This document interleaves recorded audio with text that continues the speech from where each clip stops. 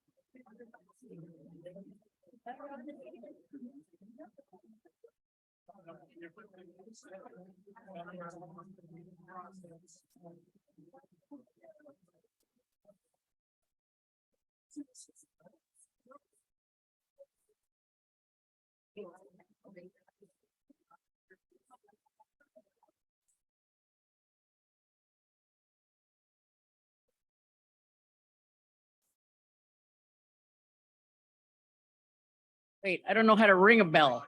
All right. Oh, this way. This way. All right.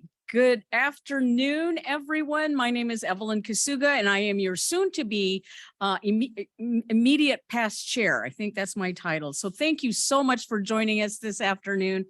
And I'm opening the meeting officially with the traditional town hall bell. And just a couple of announcements to kick us off. Of course, you've all got your lunch, so that's a good thing.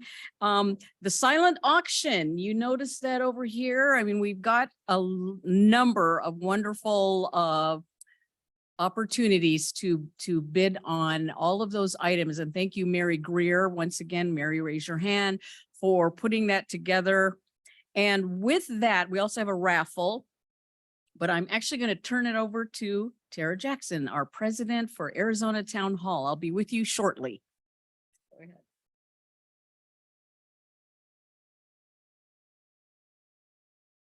Stage left, stage right. It's all kind of fun up here, fun and games. Thank you so much, Evelyn, for kicking things off. And this is her last opportunity to ring the official town hall bell.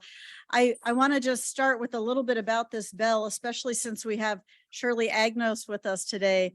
This is the exact same bell. I have taken care of it, that it's been ringing in Arizona Town Hall since 1962. 1962. So our board chairs really enjoy getting a chance to ring that.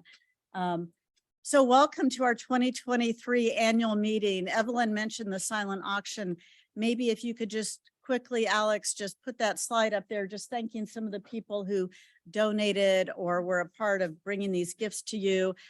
You do bid online, so whether you are some of our friends who are out there on the internet watching us or those here in the room, that's how you bid. So please feel free to support us that way. So this year, Arizona Town Hall is 61 years old. And let's go ahead and go to the next slide there, Alex. I just want you to see with this photo montage what this organization has done over the last 61 years. And again, we feel very honored and special to have with us Shirley Agnos, who was the president who preceded me and who was with the organization for over 45 years with us today. Please just give her a round of applause for being here.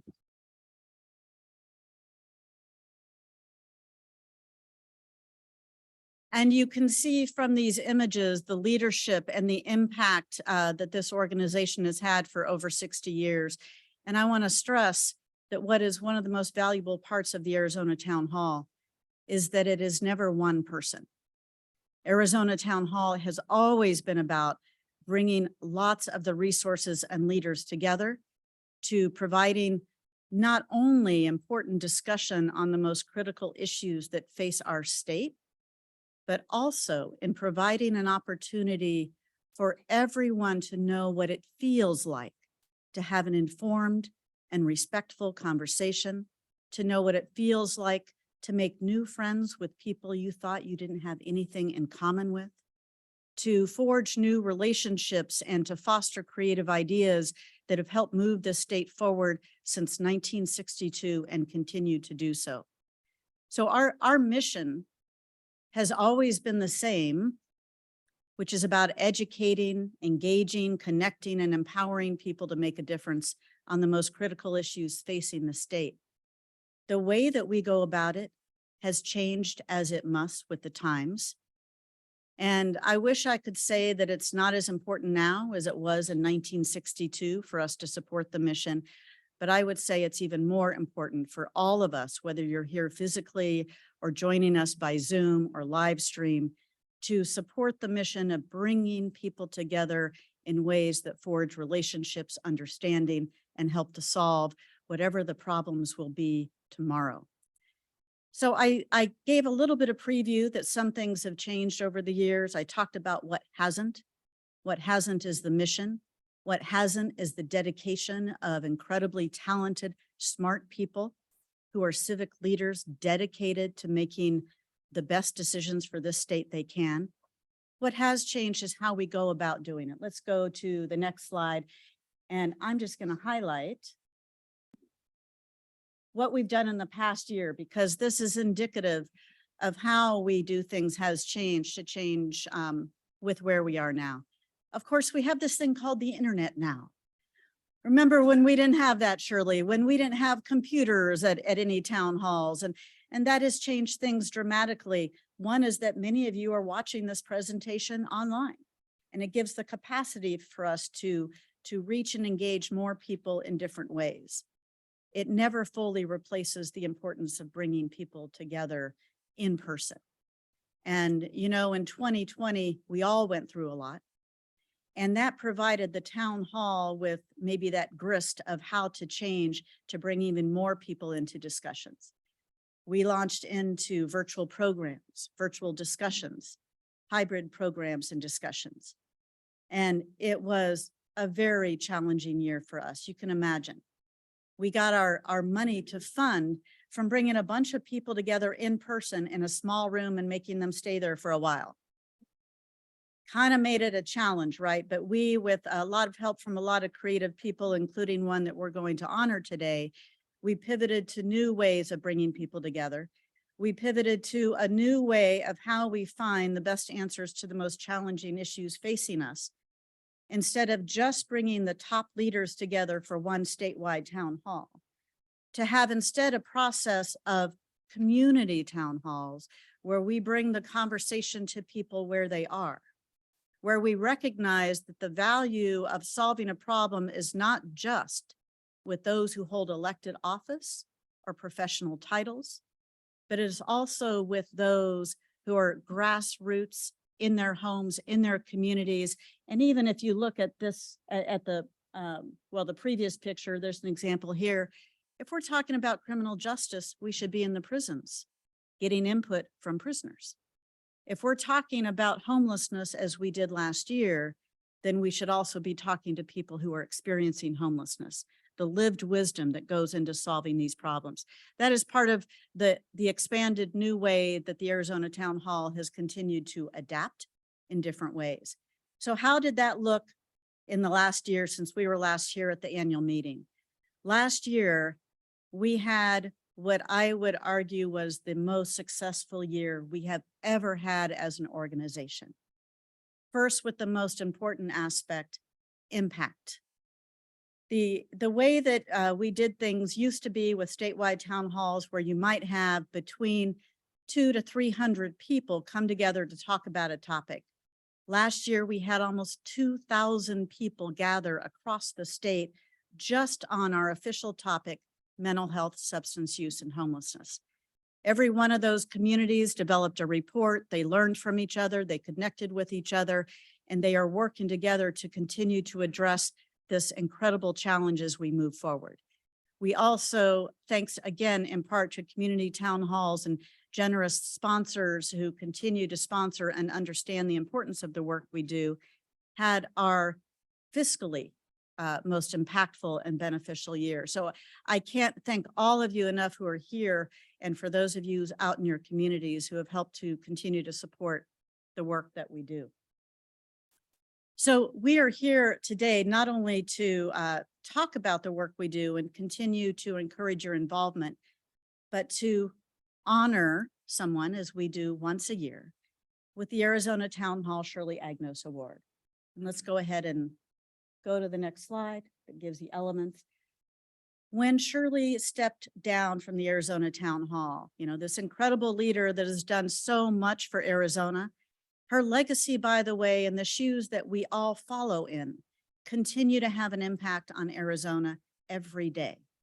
Not only with the policies and the leadership that was built by people who went through the process, but also by expanding and spreading the knowledge of how to engage in the town hall process to a broader and deeper group of people around the state, but beyond the state.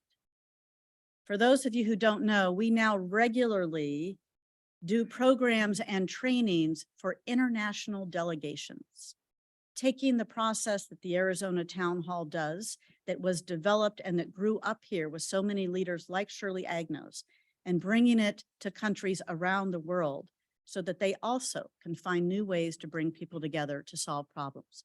So when Shirley stepped down and retired, we started this award, the Arizona Town Hall Shirley Agnos Award, and it is given once a year to someone who has a long and dedicated record of working to improve our state and the lives of our citizens, a proven record of creating consensus positions from differing points of view, so important right now, an active advocate on behalf of statewide issues, and someone who is highly respected and of the highest integrity, traits that Shirley Agnos always represented and that we want to continue to honor. Well, Shirley is here today in part. She made the effort to be here because of the person we're honoring. And a special shout out, thank you to my husband who made sure she got here safely. So let's go on to the person we're honoring today. I talked about a little bit the community town halls. If you could switch to the next slide. There she is. The community town halls that have truly become the lifeblood and the energy of how we accomplish our mission now. An idea that when it was originally founded was thought, oh, we might have a few and they'll inform the statewide town hall. Last year, again, just on our official topic, we had over 23 community town halls around the state. And all of this has been because of someone who's been involved with the Arizona Town Hall for many years on the research committee as a panel chair. And when she retired from what was St. Luke's Health Initiatives, now Vitalist, another one of our wonderful partners, was perhaps talked into taking this role. And when she takes something on, she takes it on fully, bringing not only all of the traits that you saw on that previous slide, incredible organization, roping in the right people to support, and bringing in just that positive energy, that infectious laugh that she's known for. And so she has shepherded this little idea into something that has truly become really the new generation of how we impact people, how we bring the grassroots to the grass tops, all together to solve the most pressing issues. Could not be happier this year to be a part of presenting the Arizona Town Hall Shirley Agnos Legacy Award to Elizabeth McNamee. Elizabeth.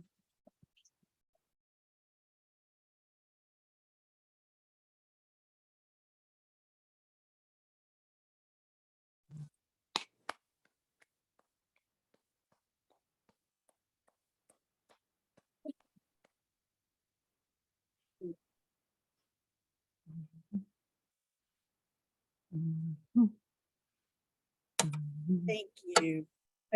I just want to take a minute to say something, and I'm going to read it because I didn't think I could get through it because of Shirley.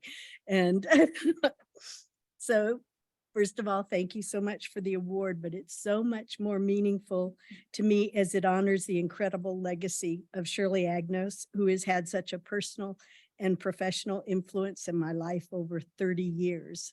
Many things that she doesn't even know she made happen.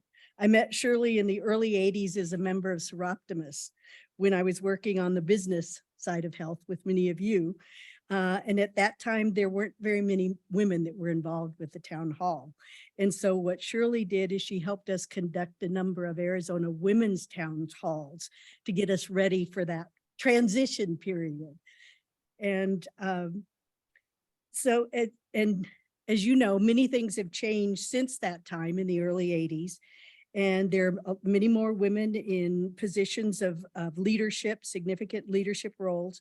And more importantly, there's a recognition, as Tara just mentioned, that policy and systems change initiatives require insight, influence, and leadership at all levels of public, private, and government organizations, which is what the community town halls attempt to tap into.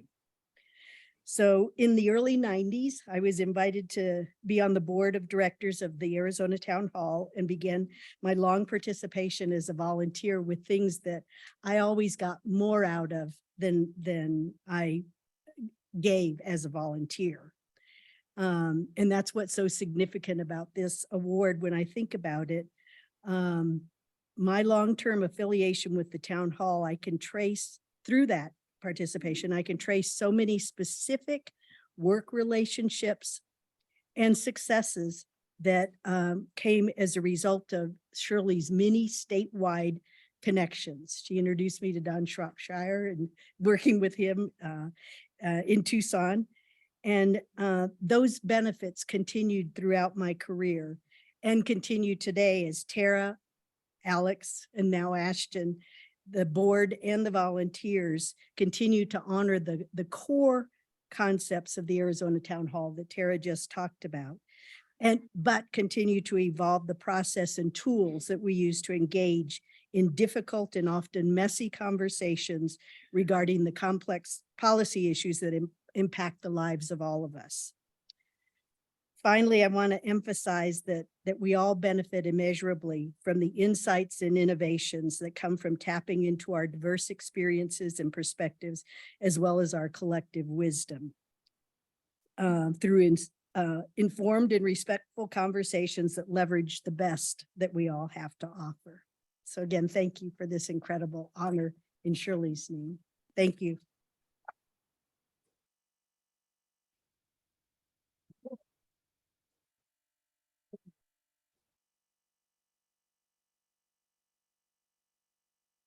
You know, I forgot to mention that we'll get pictures. By the way, the award is like in 2 pieces. And so for the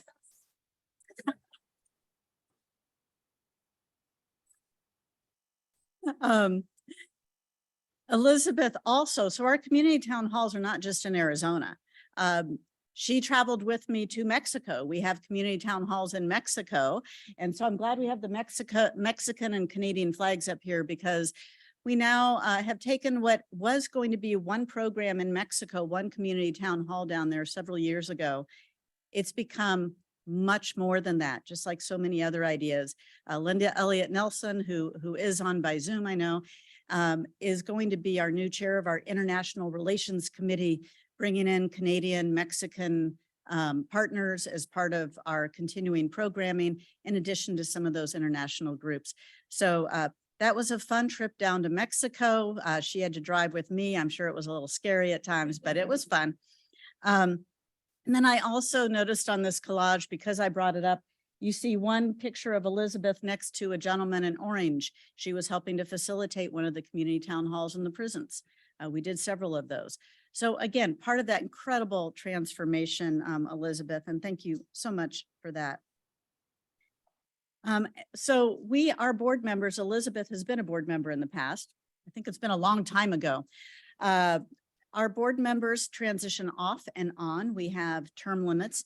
And so this is a time where I want to thank the outgoing board members. And by the way, you're going to see a trend here. So Linda Elliott Nelson is transitioning off as a board member, but now she's going to chair our International Relations Committee, because there's just wonderful things that we do. Paul Kolpinski is transitioning off, but he is going to be continuing to work with video and marketing issues. He now lives in New Mexico. What's the lesson there? If you move out of state or out of the country, we still want you to work with us, right? We're expanding. Pat Norris is transitioning off as a board member, but will continue to chair our research committee. And Suzanne Feaster, who's with us today. Where are you, Suzanne? Hiding back there. Suzanne Feaster is transitioning off as a board member, but guess what Elizabeth managed to make work? She's going to transition off as a chair of the community town halls, and Suzanne's going to pick up that role for her. So, well, I'd like to say goodbye and thank you, because you've been amazing. I should say thank you for being amazing, and welcome back in different roles. All right, let's move on to our new board members. If you are not familiar with Town Hall, we always want to represent all that is Arizona. And it's our topic this year is equity for all Arizonans. When I look back, Arizona Town Hall has always been looking at diversity, equity, and inclusion. Now we're just officially looking at it in different ways. But we have Don Bischoff from Mojave County, and Don is with us today. Victor Boleg, a returning board member. So when you transition off, you might come back on. You never know. Victor's down in Tucson. Eric Boucher, and Eric's in here with us somewhere today. Oh, talk in the mic. Okay, you can't hear me as much on Zoom. I'll just get a little closer and lean in, as they say. And then we have some of our utility companies. APS and SRP have always been long-standing supporters of our process and our topics. So Christy Burke and Anna Chalk are joining us from those organizations. Coral Evans, former mayor of Flagstaff, is rejoining our board again, now working at Senator Kelly's office. Shelley Mellon from Yuma, representing agriculture, real estate, and just a fabulous person out of Yuma. And Mayor Cal Sheehy from Lake Havasu City, who also is a business owner there. And I give just a little bit about who they are and where they come from in Arizona, so that all of you realize we really walk the talk of diversity and trying to ensure that all of Arizona is represented in what we do. And in fact, that's what equity is. It's about understanding that making a little more effort to get the voice and perspectives of rural Arizona is the right and equitable thing to do, because that makes all of us better. So one way we represent equity is ensuring that extra effort and attention is made to our rural areas of the state and making sure that their perspectives are met. Well, so last but not least, we have a couple of changes in our board that I haven't mentioned. Evelyn Kasuga will be transitioning off as our board chair, but you know, as with other trends, it's goodbye as board chair and hello to many other roles or continuation of roles. And she will be passing the bell to Greg Falls, who has been our training committee chair for many, many years. So before I pass this back to Evelyn, I just want to say a little bit about Evelyn's term as board chair. She came on as board chair elect right during 2020, or she was board chair elect during 2020. Very, very challenging time for all of us and certainly for the organization. She was our first board chair to facilitate a completely virtual plenary session. And then our first, we just kept trying new things. First board chair to chair a hybrid plenary session, which is now how we will go at a statewide town hall.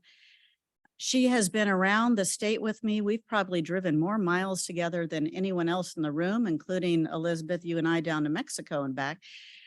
Traveling around the state once we could convene in person, facilitating, being part of the team to facilitate these community town halls. And if you don't know this about Evelyn, you can go to any small town in Arizona and they will know who she is. And that's because in her past career at APS and other careers, she traveled around the state. She's from technically Casa Grande, but she really is all around the state. And that is her interest and dedication to this state. And the reason why she failed retirement. She retired from APS and wears so many hats now that I can't keep count of them. Elected official, board chair of town hall, Center for the Future of Arizona, few others. Oh, dancer for Boys and Girls Club, raising money for all good causes. But what I want to add today before I turn this over is not only is she incredibly talented and smart and professional and all the reasons she achieved those professional accolades she had, but Evelyn is someone who truly represents what a civic leader is, who truly cares about what is best for all of the state. And and she has more energy than most 25-year-olds I know. She can keep up with me. Yeah. Good point, Nico. All right. He already got some brownie points. Your mom would be proud.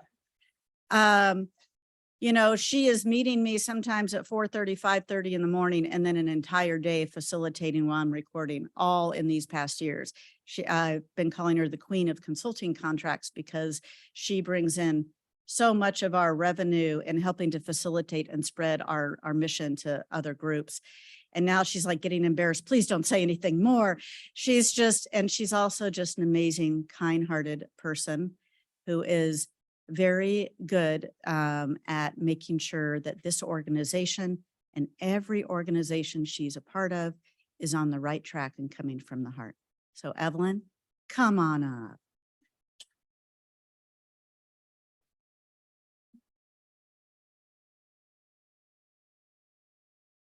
I was about to leave and I forgot something really important.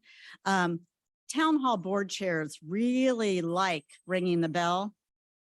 Evelyn didn't get to do that as many times as most because it was during the pandemic, but we want to make sure that she gets as many opportunities as possible, especially for her husband. I don't know if he's listening. Oh yeah. So in case you wondered what was in the secret box, Evelyn, we have for you your very own town hall bell.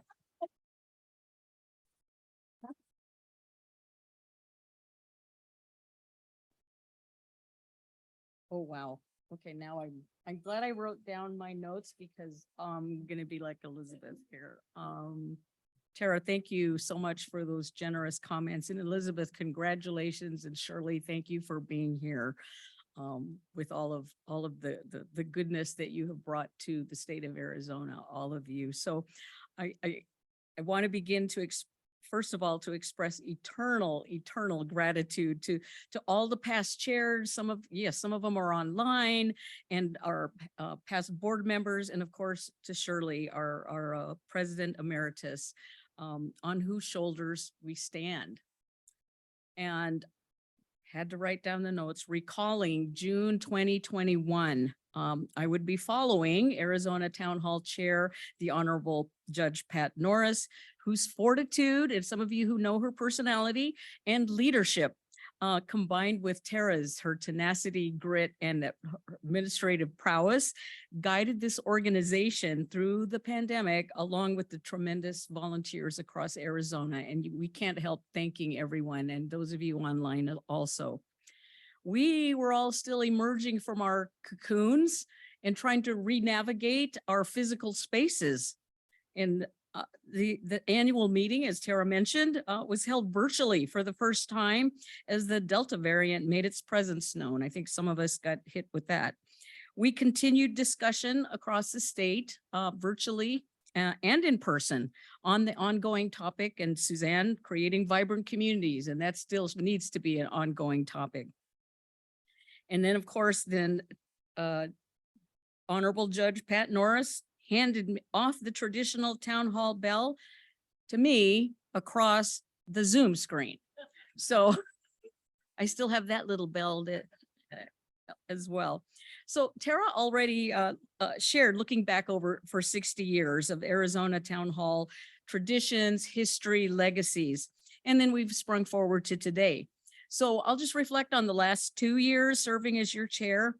And it's been our collective and very intentional efforts, including, you didn't mention it today, expanding the tent. About 5 or 6 years ago was the direction that Arizona Town Hall made a very conscious decision, because in that time of my 2 years here, that was close to 3,000 people from nearly every demographic, geography, community of interest across the state.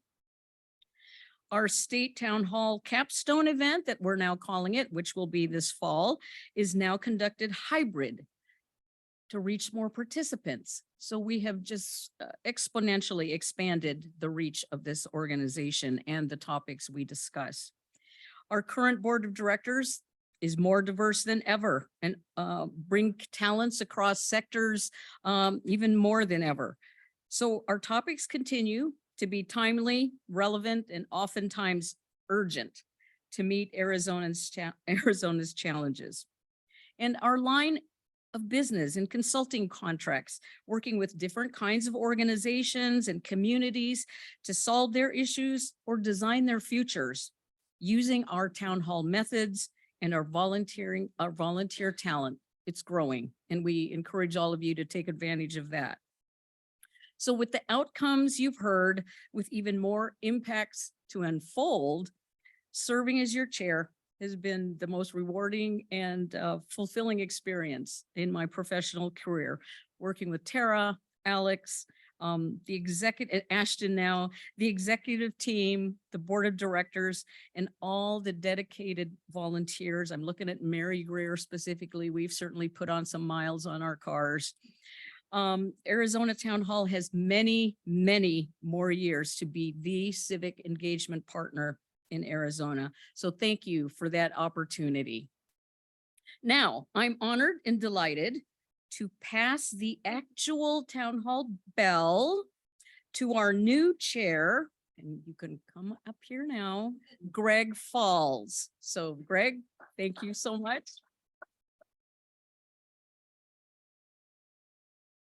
Thank you.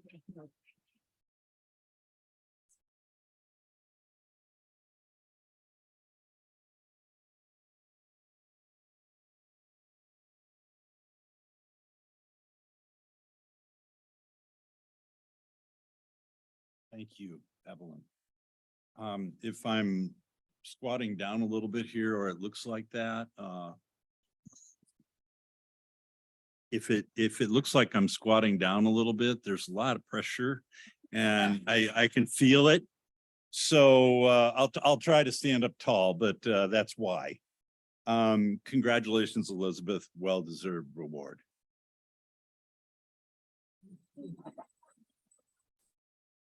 Always wanted to do that. The town hall bell, you know what that is. That is to calm down the raucous plenary session, and I look forward to that. Just kidding about the raucous part. We're usually quite civil, but it is to calm down the plenary session. And if you've not seen it before, or you don't believe me, we have the statewide town hall coming up in the middle of November. You should come. And I know some people, so I probably can get you invited. Bring your friends, your colleagues, and others who are interested in this topic. I probably can get them invited too. I bear with me a minute, or if you prefer, bear down. While I remember a few things about the history of Town Hall, some of which you've heard already, but some of them are my history with Town Hall. Earlier this week, I went into my home library and I pulled out this book here. And this is my first Town Hall report. It's from the 67th Arizona Town Hall, October 29 through November 1, 1995. That was not exactly my first involvement with the town hall. I went through the rigorous training committee training before that. Somehow or another, I passed. I don't know how, because it was probably one of the worst writings and one of the worst public presentations I'd ever given in my life. But I passed and I was invited to this town hall. By the way, if you've never read one of these, go find one that's of interest to you and read it. This is some of the best reading anywhere. I circulate these among my colleagues, networks, whenever I can, because there's always something in here that's relevant to what's happening in Arizona. First part, of course, is the report of recommendations. Second part is the background report, and both of those are great. During the course of my involvement with the town hall, I think we came to realize that not everybody can read the whole thing. So we came up with a cheat sheet of recommendations that is 2-3 pages, whatever it is. If you don't have time to read the report, at least read the cheat sheet. Shirley Agnos was the president during my first involvement with the town hall, had been since the beginning, had been the leader, and under her leadership, the town hall had tremendous success. Doing what we do today, and that is building consensus to resolve important issues. They started in the 60s, and we're continuing that, I'm proud to say, today. Now, Shirley had this ability. I'm glad she didn't form a cult, otherwise I'd be in trouble. She would get volunteers to do things, and they would do them. How, I don't know. From my experience, she would ask, and we would say, okay, when and where, I'll be there, and we'd do it. I fell for that many times. I was a recorder many times. I've done many things while Shirley was the president. I've never told Shirley this, but I thought there was kind of a side benefit for me, and I don't think I ever took advantage of it, but I knew it was there. And that was, Shirley knew everybody in the state of Arizona that mattered. Anybody who was anybody, they knew Shirley, she knew them. And I thought, you know what? I'm going to stay around this woman, because if I ever really need to meet somebody in the state of Arizona, there's 1 degree of separation there, and I've got it made. So thank you, Shirley, for everything you did as leader of town hall. Shirley, as you heard, eventually retired, well-deserved, and she was replaced by Tara Jackson. Tara, whom I'm looking forward to working with over the next 2 years. I've been working with her for, I heard she's been doing this for 17 years, so about the last 17 years too. But Tara has this same ability, as successful as Shirley was, and that is she asks people to do things, and we say, okay, when and where, I'll be there. Keep it up, Tara, because that's part of the success of town hall. The changes, you've heard what they were. I've experienced these being connected with town hall, the summary of the report, the post town hall programs, the future leaders town halls. Somebody said, you know, we need to get young people involved. Let's have town halls with high school and college students. And guess what? Those have been wildly successful. And we learned things that some of us old people wouldn't think about. The Mexico, by the way, if we end up going to Canada, I hear Vancouver's a nice place for a town hall, and I volunteer to participate in that town hall. Consulting contracts, oh my God, they have been towns, cities, organizations that say, you know what, you guys really have a way to do things. We want to take advantage of that. And Town Hall has done that many, many times. I've participated in many of those, but not all. I think that's one of the waves of the future. The Town Hall is more of that, and probably more of that, not just here in Arizona, but who knows? And then the community town halls. We've heard about Elizabeth's work on those. We heard there were, what, 20 of them last year. We had a board meeting this morning, and I looked at the sheet and I counted them very quickly. And I think there are 30 possibles this year on the equity topic, and who knows, there might be more. The one thing I like about that is, and Shirley knows this from her history, originally Town Hall was what, 40, maybe 50 movers and shakers hiding away in a room and talking about an issue. It worked and they got things done. So it was a great way to do it. It's probably not the way to do it in this century as we move almost into the second quarter of this century. So we have expanded beyond those 50 people, beyond the 150 people to thousands. You've heard it. I'm not sure where that stops, and I'm not sure what happens next, but I'm looking forward to it. Just briefly, the COVID-19 issue, March 2020, we went from, as Tara mentioned, getting people in a room and meeting to essentially being shut down.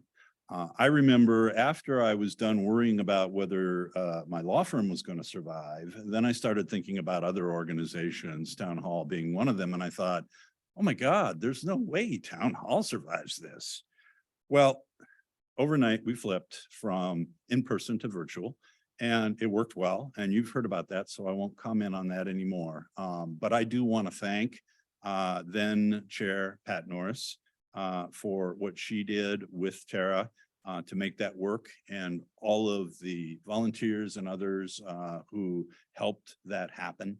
I do want to thank Shirley again for getting me involved with this organization. And Evelyn, here's the deal. All you are is the immediate past chair. And one of the primary jobs of the immediate past chair is to make sure that the next chair does his job, stays on his tracks, behaves himself. So you're not done. You have a lot of work to do, because believe it or not, I can be trouble sometimes. Town Hall's in a really, really good place, as you heard, not only as an organization, but financially too. And I view my job over the next 2 years, hopefully I can keep a steady hand on the tiller, keep up the momentum, keep us going, and maybe improve things a little bit here and there wherever possible. So thank you all for listening to me. I look forward to serving you over the next 2 years.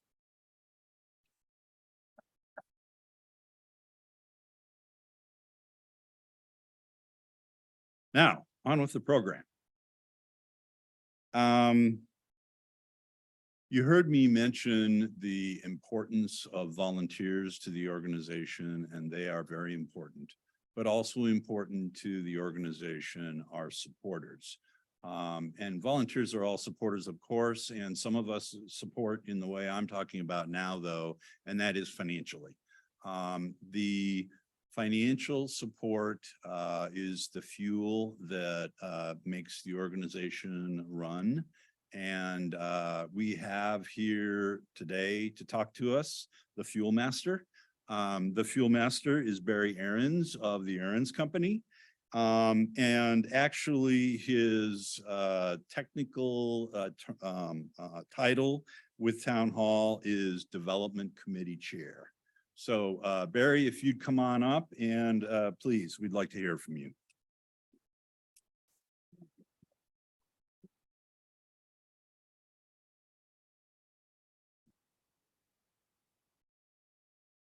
The minimum that you can do when somebody's coming up here to talk about development is spontaneous applause, right? Doesn't cost you anything. So my first town hall, I've told this, I love it. I'm proud of it. Shirley will probably remember it. My first town hall was in 1974 at Rio Rico. It was on land use planning. They might as well have been talking Martian. I had no idea what they were talking about. But the value I got out of it from being present and listening and being part of discussions and asking a lot of questions came to fore 6 years later when Mayor George Renner of Glendale appointed me to the Glendale Zoning and Planning Commission. And all of a sudden, those things that I learned started coming back to me. And I've been in a number of town halls in the old way we used to do it since then. And obviously we have made adjustments to meet the times, and I'm very proud of that. So town hall has a real strong personal connection for me because we've been there. Tara will remember when we used to elect our board members, I used to write myself in year after year after year. Remember that? And finally, somebody took me up on it. I said, oh my God, now what do I do? But so there's three things of value. Many of you know I teach for the Leadership Institute part-time. And that we always teach at the Leadership Institute that there's three things of value: time, talent, and treasure. So I'm going to ask you a question. How many of you have donated time to Arizona Town Hall today? Raise your hand. See, now everybody should be raising your hand because you're all here. You've already donated time. That's really important to recognize. I have done just by being here, just by listening to the presentations, just by being part of the panel, you have donated your time today because you're here. Your presence is that 1/3 time, talent, and treasure. Second one is talent. People have different levels and different knowledge bases that they have from which they can donate that talent. How many of you have donated your talent here today? You should have gotten a clue from the last question I asked. How many of you have donated or by the end of the day will have donated your talent? Raise your hand. Everybody. Because you're all here, because you're all, okay. Here's the trick question. How many of you have donated your treasure in the last year? Raise your hand. Be proud of it. Okay. And I think Greg teed it up for me very nicely. Yeah. We're not a pay-to-play organization. I'm a member of some nonprofit boards where I'm elected to the board, then they walk in and they say, what's your credit card number? Because you've got to donate a certain amount of money to be a member of the board. We expect a minimum donation. And invariably, I'm quite happy to do that because if I'm committed to the organization, I want to donate not just my time, not just my talent, but also whatever treasure I can afford. So here's my challenge to you folks today. We have created this 60 by 60, was our 60th anniversary. Okay. And what we ask is $60 a month for 60 months, 5 years. All right. Now, many of you say, it's a little bit more than I can afford. So I'm going to make a deal with you today. Whatever amount you feel you can donate, think about it. My wife was showing me on our credit card how much we spend on downloading television channels. And I could have sent one of my grandkids to college for the amount that we're spending. But you know, think about that. Think about value. What's your value added proposition for town hall? I know I'm higher than the $60 a month. I'm very proud to say it. I can afford it and I want to do it. But for those of you who maybe can't do it at that level, whether it's $5 a month or $10 a month or $25 a month, you have in your packet, this is the show and tell version. Pull it out. Come on, pull it out. I can tell because I'm standing. You know, the nice thing about standing on a platform is you can tell what everybody is doing, right? All right, I can see the people who are on their phones, right? Right. And you'll see there, it's a sign-up sheet.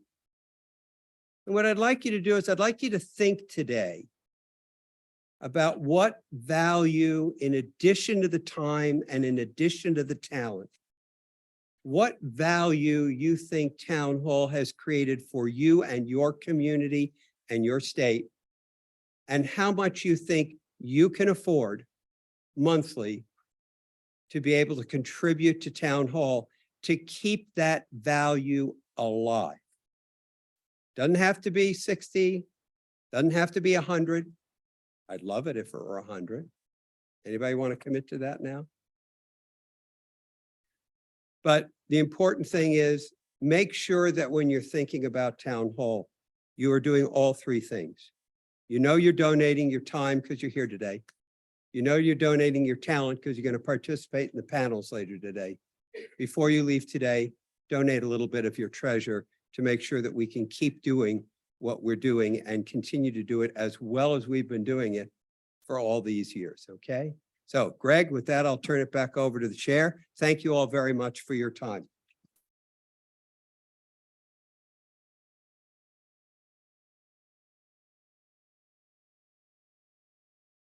Thank you, Barry. Much appreciated. The next speaker probably needs no introduction, but I'm going to make one anyway. Before I do that, I'm going to lead into that by telling Shirley that you'd probably be jealous of the help that Tara has now. I don't know how much you had over your years, but we now have an organization with Alex, Ashton, interns, and Mary Greer. You know, I don't know whether Mary Greer has a title. I think it's just Mary Greer. My title for Mary Greer is Best Recorder Ever. And if you haven't heard her record something, do it, and you'll probably agree with me. I also have an informal title for her, which I think I'm going to informally bestow upon her, and that is she is the informal chair of anything and everything that needs to be done. She really does, she comes up with it and she does it, and then we turn around and she does it again.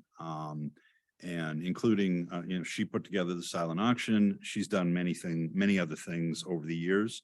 I think she's going to talk to us primarily about a video contest that she's working on, but we'll let her talk about anything else she wants to. Mary Greer.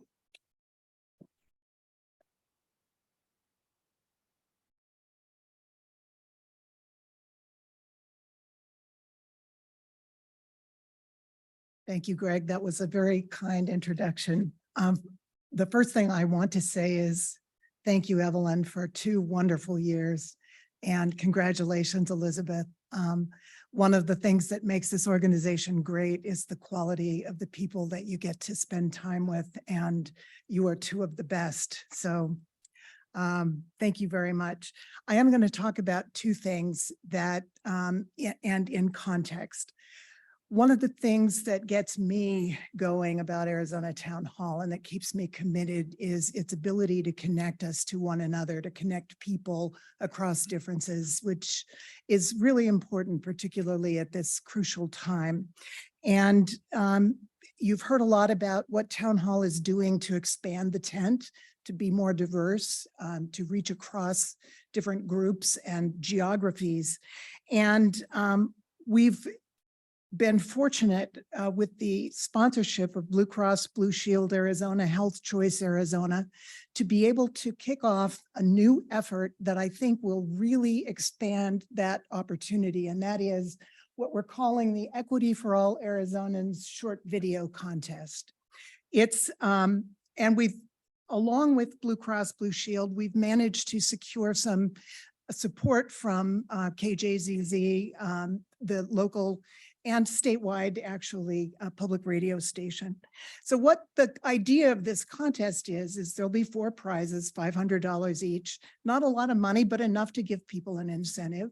And we're asking people to submit who want to compete for these prizes, short videos no longer than 2 minutes on the topic of equity for all Arizonans. And there's a particular focus on health equity because of the sponsor, of course, but it's in keeping with the themes of our past few years, which Vitalist kicked off, healthy communities. It's a continuing theme for Town Hall, and it's a really important one. The contest will begin August 15th. That's when you could first submit your first video, and it ends October 15th, and we'll announce the winners at the statewide town hall. Now, what will this short video contest do?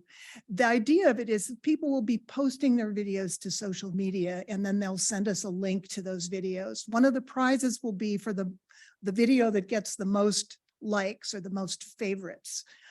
We want the message of town hall and equity and the fact that we're discussing that and that there are many, many different perspectives on that topic to get out into the world and to reach people who aren't already engaged with us. So the people who are on social media, can I say it? The young people, the people on TikTok, the people on Instagram, that we may not see in this room, but that we would like to invite to join us in these discussions. And we want them to be creative. Paul Kolpinski has been helping us produce a video that, and he's such a genius and such an incredibly nice guy. But you don't have to be a genius to do this. So how is KJZZ going to be involved? They're going to create a little workshop. You may have heard Spot 127 advertising that they have workshops for young people and now for all adults to come in and learn how to edit videos, how to do videos. Well, they're going to do one on how to do a short video, how you can do it on your cell phone. I was able to do one just using my cell phone and do everything from filming it to loading it onto YouTube. And so it doesn't take a lot of effort. It doesn't take any money for most people. And we'll have a little bit of help. And they're going to put that workshop online so that people in rural communities in other parts of Arizona who can't get down to Spot 127 studio will have the same kind of help that they need to do these videos. Now, I'm encouraging all of you, whether you think you're going to win this contest or not, to do a short video for us. Why? Because you're going to get the word out there that equity is something that is timely and that equity is something that has many faces, many perspectives. It's not just a woke term. It's something that affects all of our lives. And we want people to come and talk about it. We want you to come to the statewide town hall or a local community town hall near you and talk about it. And that's how we get these issues resolved. So that's the short video contest in a nutshell. I would encourage you, Ashton has been going around filming people. Please cooperate with her in that regard because she's going to be pushing things out on social media.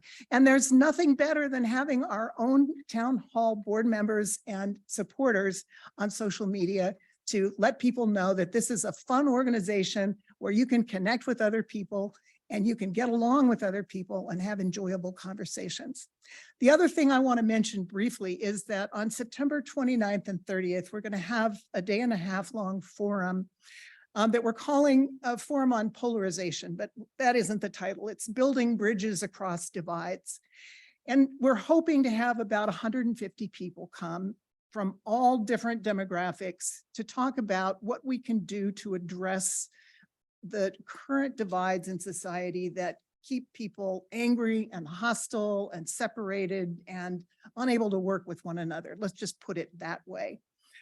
We got a grant from the American Arbitration Association Foundation to put this on, and we're very excited at the opportunity to do it. We're creating a toolkit, and Elizabeth has been a big part of that effort, along with Kathy Hockey and Jan Miller and others. And I would like to be the first to invite any of you who think that that might be something that would interest you to let us know. We're going to be sending out invitations and posting the invitation on our website. We would love to have you involved. And if you know people that are not town hall regulars, we want people who don't have advanced degrees, who are not in the wealthy class, people who are regular blue collar workers, people who may not be employed, people who are young, students. We want people of all age groups and all demographics to come together and see what they can figure out about how we work together and how we get along better. So that's again, in keeping with this broad theme that you've heard about what town hall does. That's what keeps me volunteering. And I think it's what's going to keep you volunteering and coming back and doing more. So thank you for indulging me. Thank you, Greg, for the kind introduction. And I will turn the podium back to you.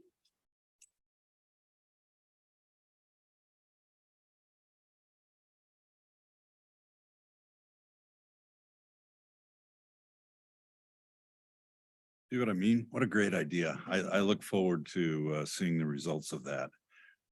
We are almost to the part of the program that you came for, right?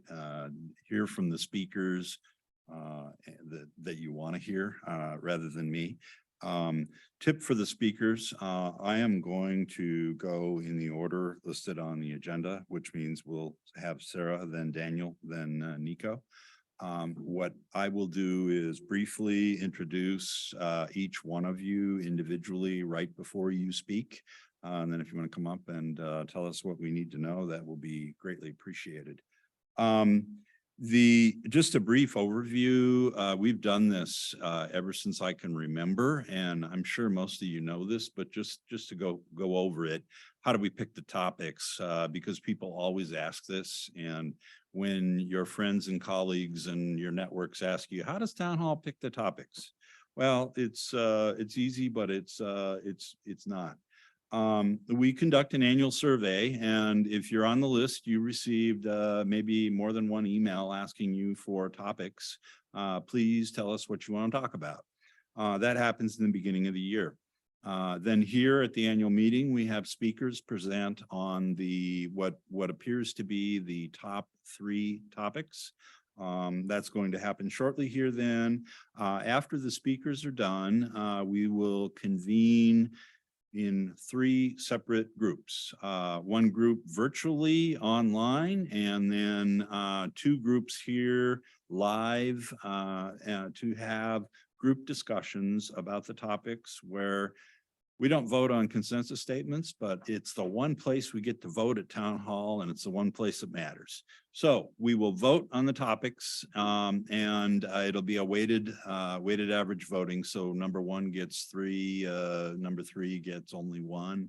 And then based on that, we will decide the topic for 2025.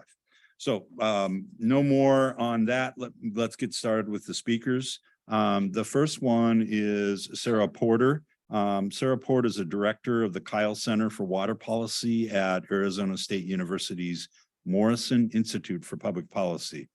Kyle Center promotes research, analysis, collaboration, and open dialogue to build consensus in support of sound water stewardship solutions for Arizona and the West. Sarah came to the Kyle Center from National Audubon Society. Before joining Audubon in 2006, she spent 14 years as an attorney in private practice in complex commercial litigation. I'm sure you're enjoying your job much more now than you did way back then. Sarah serves on the Governor's Water Augmentation, Innovation, and Conservation Council, University of Arizona's Water Resources Research Center's External Advisory Council. I love the way colleges and universities have these great long names. And City of Phoenix's Environmental Quality and Sustainability Commission. She received her bachelor's degree with honors from Harvard College and her JD from Arizona State University College of Law. Welcome, Sarah Porter.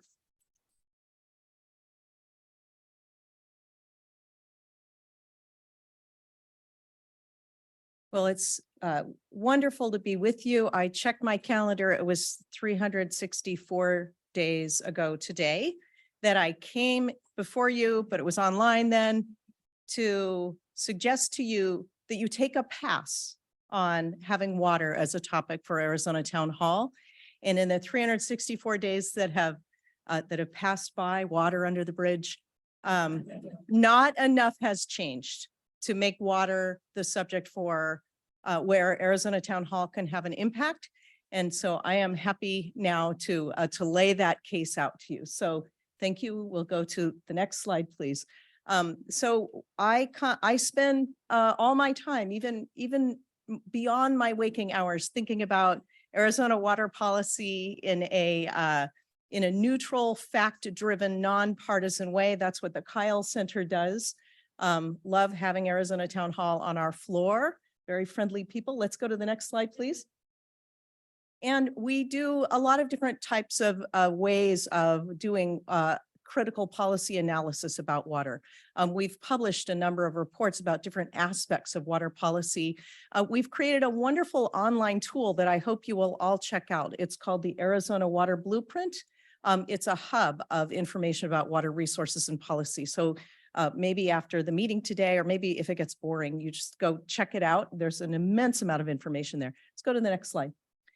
And so here are the questions that we really need to address when we're thinking about future town hall topics. And the first one, of course, is this important for the future of our state? Well, I wouldn't be spending all my time on water as a native Arizonan if I didn't think it was an important topic for the future of the state. And of course it is. The water is the scarce resource.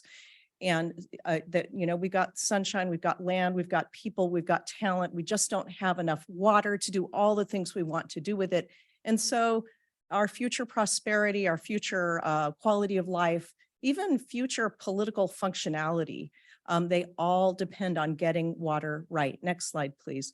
And everybody agrees. This is, of course, the Center for the Future of Arizona polling that shows that people in Arizona understand this, and they think that water is one of the top priorities for the state. Next slide, please. So, and also, as I think what must have been on your minds, those of you who thought that water should be a topic for a future town hall, water is becoming a bigger and bigger challenge for the state of Arizona.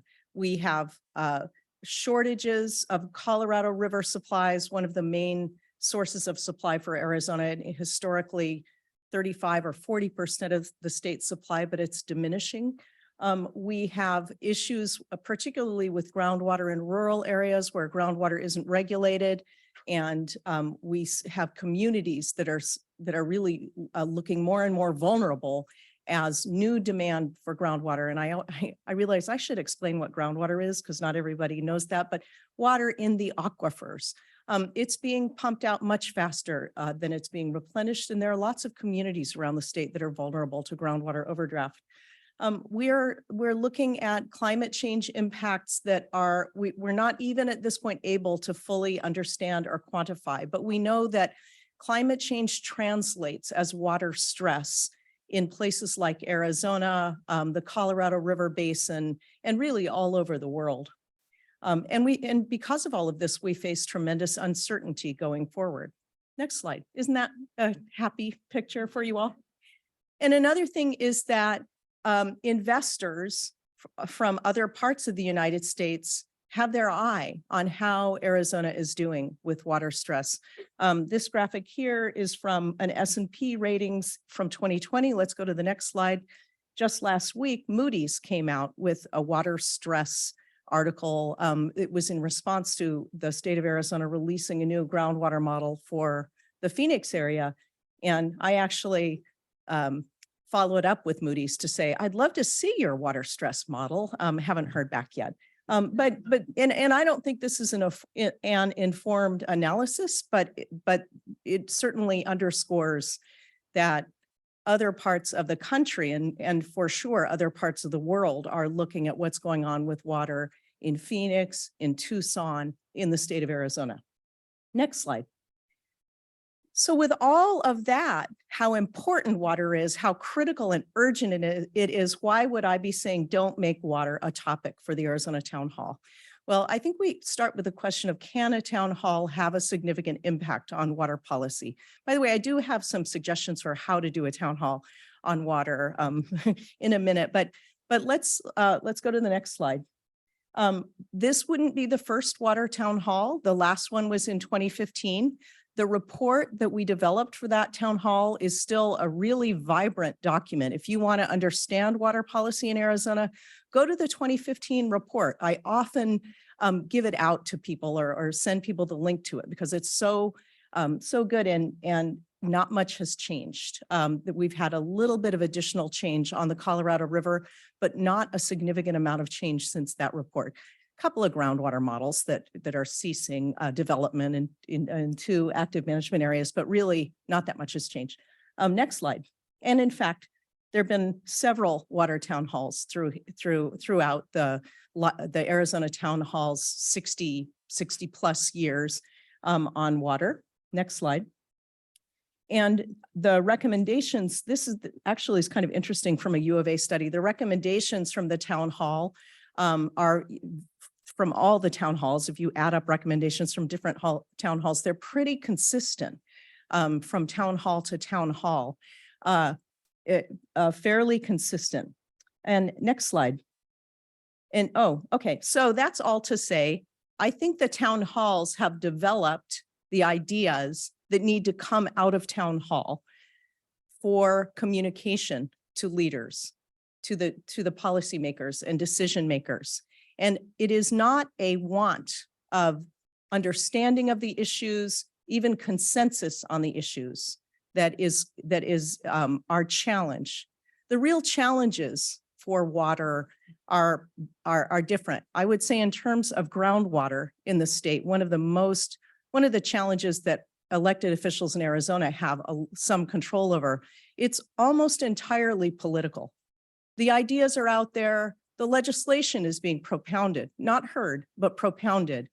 And I am, I don't think that the energies of the town hall would be well spent retreading the ground that the town hall has already treaded.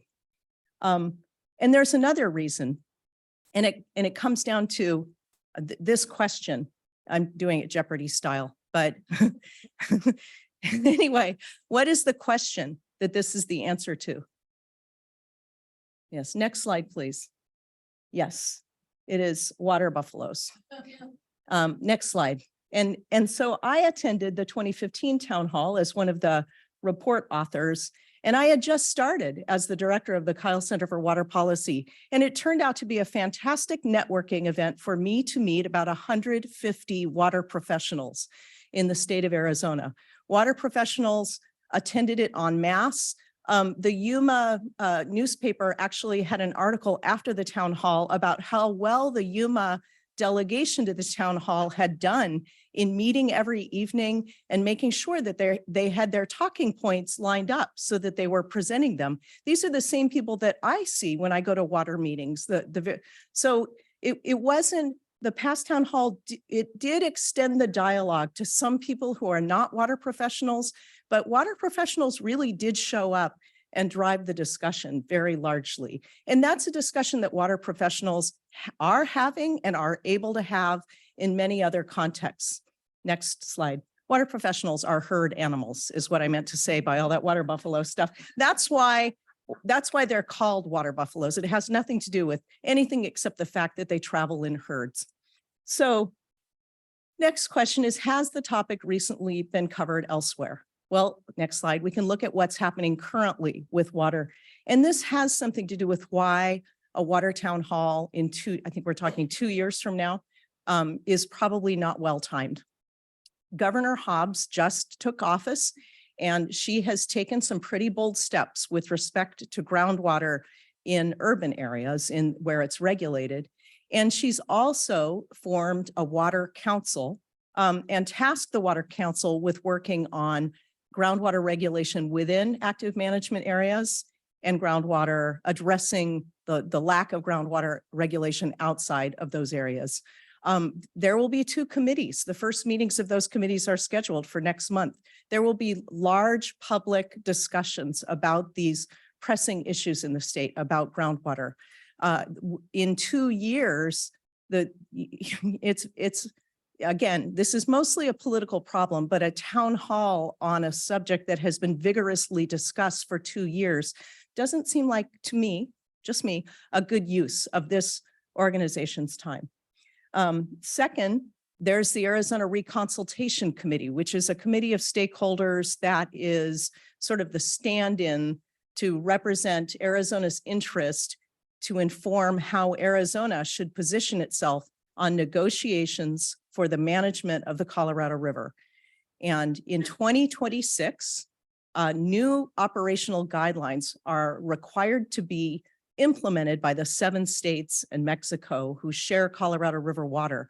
And so between now and 2026, there's going to be a lot of activity on the Colorado River. These meetings, by the way, in both cases, of course, are public meetings. Many, many members of the public will attend these meetings.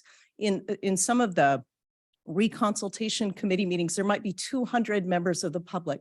The meetings typically are streamed, so they're statewide meetings. They're not simply, of course, Phoenix area meetings. If we wanted to delve into waters of Arizona, protecting our own surface waters, we could hop over to the Department of Environmental Quality and attend their surface water protection planning, which is something of a response to the federal uncertainty we had until very recently about how far the Clean Waters Act would extend.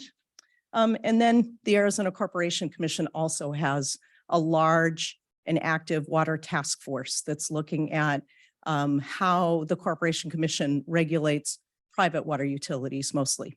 So all of these things are opportunities for you all, for other members of the public to engage in water discussions that are ongoing in the state. And they'll all conclude, the latest one is going to be the Colorado River discussions, which will probably have to conclude in early 2025 to do the environmental impact assessment. Okay, next slide. And then those aren't all.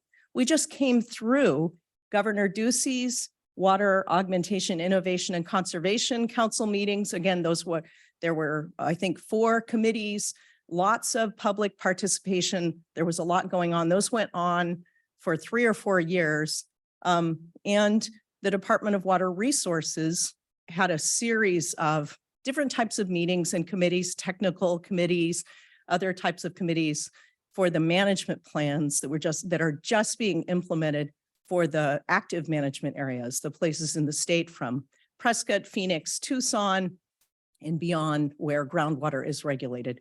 Again, those meetings involved a lot of public input. Next slide. So that's why I don't think the highest and best use of town hall is to do water. I don't think the time's right. I don't think town hall could have the kind of impact that it should have given what's already going on. And I don't think there's a need for a town hall when there's already a lot of public discussion of water happening. But if you insist on doing water, here are my 2 ideas. Next slide. First, rural groundwater. Now, rural groundwater, as I mentioned, is a big issue because outside of the Prescott and then Phoenix to Tucson and then now little old Douglas down here, there is, and then 3 other areas. There's very little barrier to huge new demand for groundwater. And there are communities in Arizona that are really feeling the fact that new groundwater demand is moving in the form of industrial scale agriculture. And, they need help. They actually need the legislature to help them. I say this advisedly because members of the legislature, both R's and D's, have put forth legislation to address this issue. And so far, we haven't seen any change, any action. So it might not be, there might not be much impact from having a town hall on it.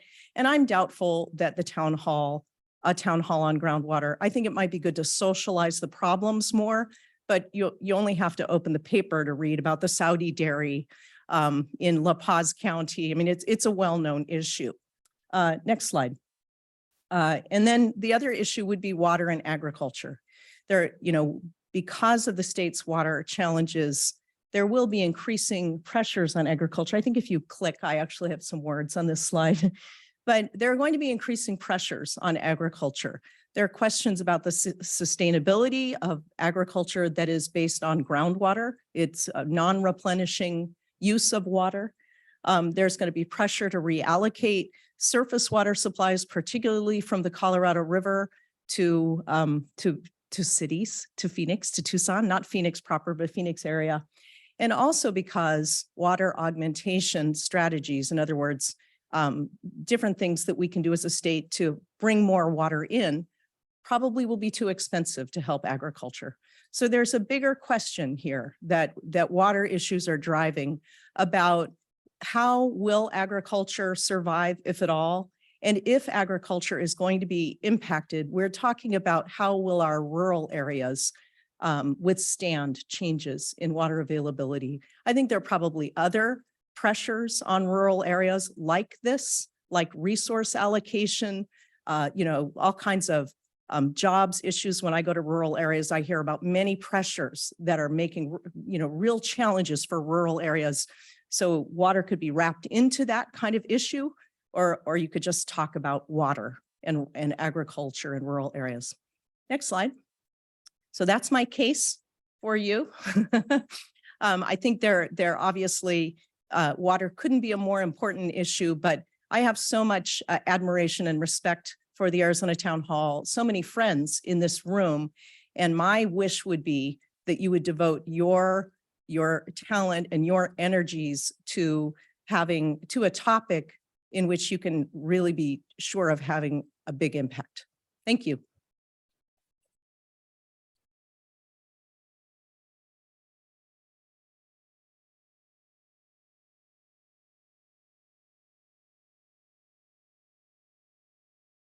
Thank you, Sarah. Next, we will move on to the topic of workforce development. Our speaker on that topic is Daniel Barajas.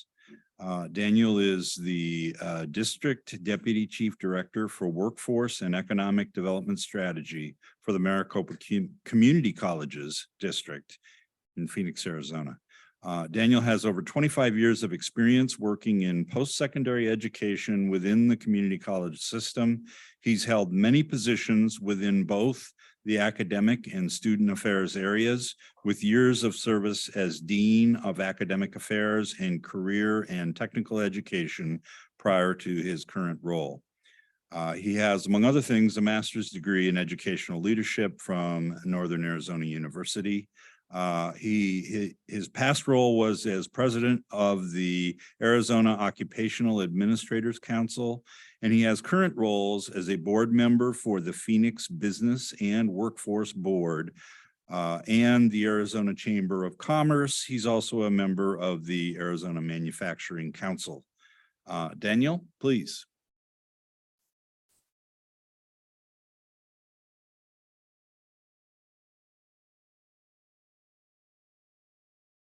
Thank you so much. And I'm newer to Arizona Town Hall, so I'm humbled, in particular by this table. No offense. No offense to anybody else, but my Lord, thank you for all your service. And I will tell you, as I'm very proud of the work that you all are doing as a native Arizonan, born in Tucson, raised in Yuma. As you heard in my introduction, I had the pleasure of going back home and working as a dean for Arizona Western College. This is important because of this. And if you're out there, Linda L. Nelson had to put up with me. She was my vice president, and I was a very young dean at the time. So my appreciation to Linda and all she contributes here as well. So thank you for having me. And I will do my best to hustle. That was kind of my biggest challenge, was how am I going to fit all this in? So I told Michael that, come and tackle me off the stage if need be. So again, workforce development and pressing issues. And I would also kind of title this for my purposes, what are the things that keep me up at night? Right. And so I'm gonna start there. Next slide, please. And so I'm just going to cut to the chase. And then I'm going to give you some background on all of these topic areas. If there were 4 things that were keeping me up at night in the area of workforce development, The first one is that we have a shrinking pipeline of talent. And I'm going to get into that a little deeper, but if we had every existing business, new locate and entrepreneurial upstart stand up and raise their hand for the number of employees that they need, we wouldn't have enough if we predicated on traditional pipeline. Number two, fiscal resourcing. I think we all have a lot of that in common in terms of being problematic. But again, as you'll learn in my presentation, there's economic development. We do an amazing job of locating new businesses and employers. There's some massive ones that I might speak to that just located here to Maricopa County, but it's happening around the state.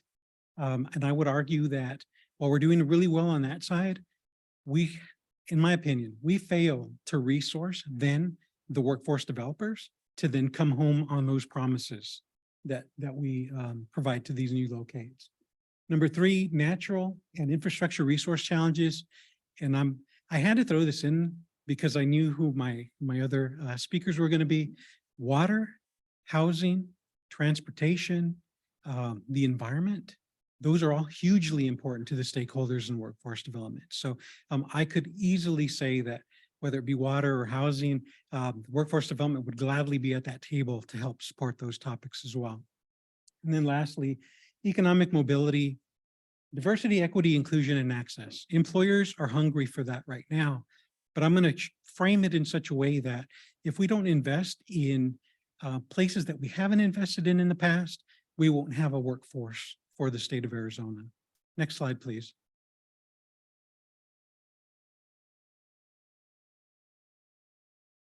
No worries. So again, I don't want to take too big a step back, but I'm just going to kind of set a framework for you.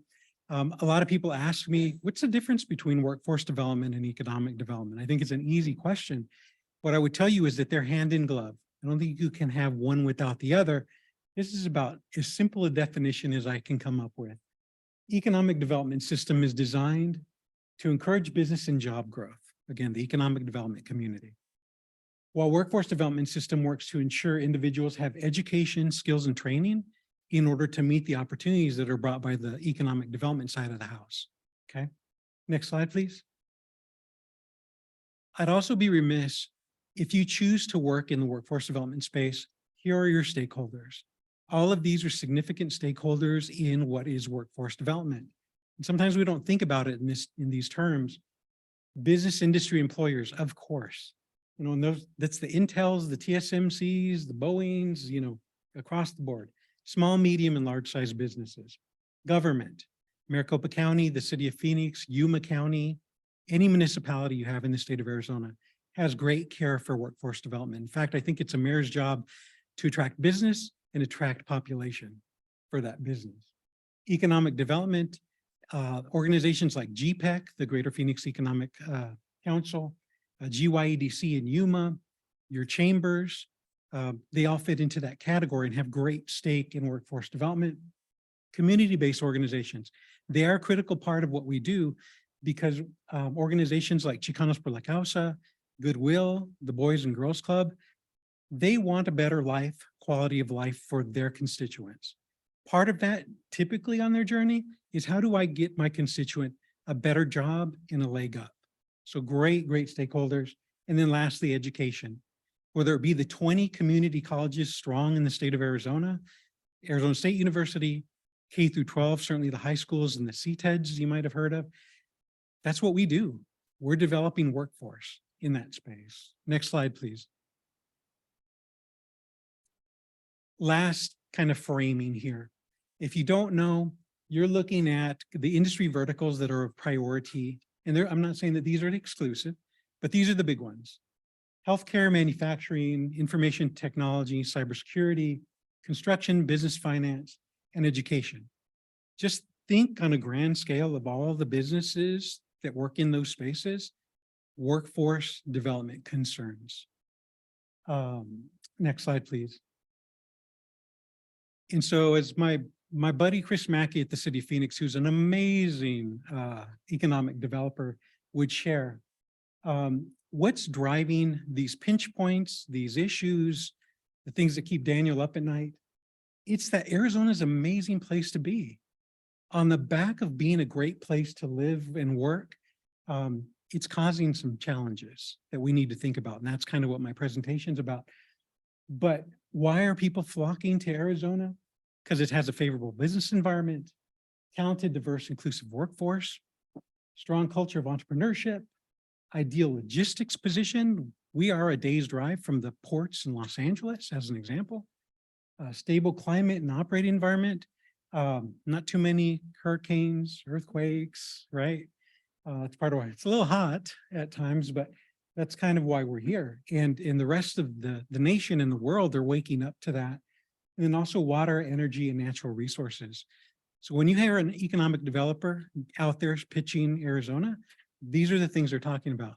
But if you talk to employers and maybe a general consensus, what would you guess is maybe the number one, almost head and shoulders above others on this in terms of a strength? You got to say workforce development. So workforce development comes up every time. When TSMC was thinking about locating here, a $40 billion investment in this North Valley, hey, are there going to be the people there that we can train so we can hire them? Huge consideration. Next slide, please. And so if I had to make one single argument as to why Arizona Town Hall would select this topic, this is probably the slide that I would show you, and it is. If you look at it, and I don't want to move from this microphone, I'm a guy that walks around a lot, so I'm trying to hang on. But if you were to look at the slide, just in Arizona comparative to US job growth, look at the trajectory. We outpace the rest of the United States across the board for almost every year. What's interesting about the slide, I'm just going to explain kind of from a data perspective. You may say, Daniel, well, it looks like we're going to be declining, right? Past 2027-ish, that kind of thing. Well, here's the thing. This is a compounding data look. So from 23 to 24, we're going to grow and it's going to stay. Then we're going to grow on top of that and on top of that. And so you can see playing out into the future, this idea that we're going to continue to grow in this space, being here and here to stay, is going to be a concern for years to come. Next slide, please. I'm going to skip this slide. I know because I don't want Michael to tackle me off the stage. But basically that is showing you that within every different aspect or industry vertical that I described, growing phenomenally across the board. But the talent pipeline is shrinking. And that's one of the problems that keeps me up at night. Next slide. And this is just kind of a taste of it.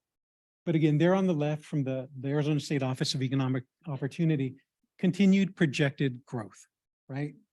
But if you look to the right, next I'm going to start at the bottom. In 2020, research here in the state of Arizona, 46% of high school graduates pursued education beyond high school, and 28% of them pursued a four-year degree. If the trend sticks that is currently out there, by 2029, only 17% of high school students will pursue a four-year degree, and the trend is the same as it relates to any education beyond or into post-secondary. So we're growing this way, but the talent pipeline that we have is going this way. So that inversity is a bad situation for us. Next slide, please. Fiscal resourcing. And so again, the difference between economic development and workforce development. One of the things, again, I mentioned this idea that our economic development community is going out and they're landing these big fish. And then you see all the entrepreneurial, when TSMC locates out there, think about the business in local services that have to be built around that opportunity. So that's growing and being invested in. But to the educational community, if you know the state of Arizona, funding for education hasn't always been the best. And I would argue that it continues to not be where we want it. I can see it's been a topic here at Town Hall. But imagine spending all of this money to locate people, but not having a strategic plan for resourcing the sustainability in that space. I would argue that that's very necessary. The other thing that us educators need from time to time is a little shepherding. I would tell you that whether it be the K-12 community, community colleges, or universities, because we're not coordinated the way we could be, we all chase the same resources, the same grants, the same government opportunities, the same city opportunities. We need to be coordinated because the resourcing challenges are going to kill us moving forward. Next slide, please. Natural and infrastructure resource challenges, again, water, housing. If our air quality becomes worse, we won't be allowed to build new businesses here in Arizona, as an example. Water, critically important. Housing, I'm gonna tell a quick housing story. I had the opportunity to sit at a table to support a new business that's locating in Buckeye. It's called Core Power. They just got a $584 million loan through the federal government from the Department of Energy to build that, because that is this administration's first jump at competing with China. Okay, very important. So I get called to a table to kind of be an advocate. The Department of Energy comes to town. I have the mayor of Buckeye and some other workforce development people at a table. And the first question, and I'm waiting for them to say, how many batteries are you going to produce? What's our return on investment? The first question they asked was about housing. They said, you're going to build this mega structure. How are you going to ensure that the people that currently live in the community can stay here? And how are you going to build affordable housing so they can live and work in the same community? Huge, huge issue for the state of Arizona right now. And it really becomes compounded in my next pinch point. Next slide, please. So I wasn't quite sure how to label this, but this is my best shot at it. And again, very much through a workforce lens. Economic mobility, diversity, equity, inclusion, and access. Again, at the top of a lot of people's mind, but very specifically through a workforce lens. Next slide, please. If you look at the 5 green bars on the left, those represent occupational areas and the highest paying in the state of Arizona, really. If you look at the 5 bars, green bars there on the right, those are occupational areas and really kind of the lowest paying echelon. Overlaid on that is this idea of what are the percentage of Black and Latinx workers in the highest and lowest paying jobs. Forgive me for stepping away, but this line, if it's hard to see, represents Black and Latinx individuals or citizens here. Do you see a disparity there? And maybe that's because they haven't continued in their education or don't want to. Lots of first generation college students in spaces like that, in generally underserved and socioeconomically challenged communities. But so I need to kind of imprint this in your mind for just a moment. Next slide, please. Why is this important? And this slide actually represents the South Mountain or South Phoenix community. And having grown up in Yuma, I can tell you that I'm using South Phoenix as a proxy for maybe a lot of the places around our state. And I'm not going to read through everything, but what's the population that's growing the fastest, in particular in these communities? Black and Latinx individuals. So the growth is there. In fact, it's the only subcategory, I suppose, that is growing at a rate of about 10% per year. And again, I don't want you to lose the sight of that first slide I showed you. Next slide, please. And here's why the difference. And now from sheerly a workforce perspective or lens, I want to know, where am I going to go hire my people? Where is the population that I can train and move into jobs? Well, if you look at this, in the South Phoenix community, there's a difference of 5,000 more millennials than those retiring soon. I would argue that if you went out to maybe the outskirts of Phoenix or other places, Tucson, that the folks that are living out there, no offense to anyone, have already probably had an amazing career, are doing well financially, and don't want a job. So where do we go to look for the next wave of employees? It's going to be like places like the South Mountain community, and it's also going to be probably with minority populations that are underserved and socioeconomically challenged. Again, the incoming labor force is greater than the retiring labor force in many of these spaces. But again, this same population doesn't choose typically to continue their education. Or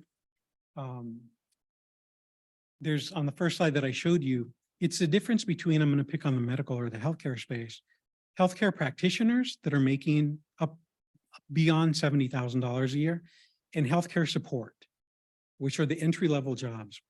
If nothing else, we still need people filling those jobs, but we need them being aspirational and thinking, how do I jump up to the management level or become a practitioner within the field? Now, the reason why this is so grave in my estimation, and it's already happening, is we're either going to upskill the talent and train the talent and the citizens of Arizona, or we're going to bring people from outside of Arizona, from the US and internationally to fill those roles. One of the two things is going to happen because industry is going to drive it. And it's already happening. So just something to be conscious of. Next slide, please. And so again, I won't belabor, oh my Lord, sorry about that. I got happy with my animation transition.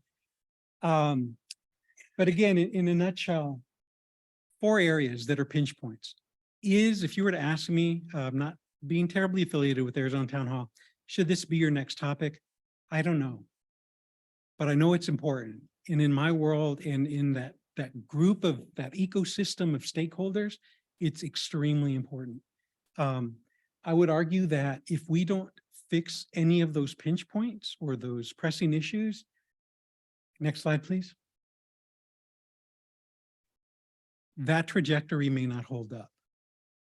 The population growth, all those line charts that I've been showing you, we won't realize that because we simply don't have a workforce to provide to anybody, even the local and small businesses that are looking for good people to help them.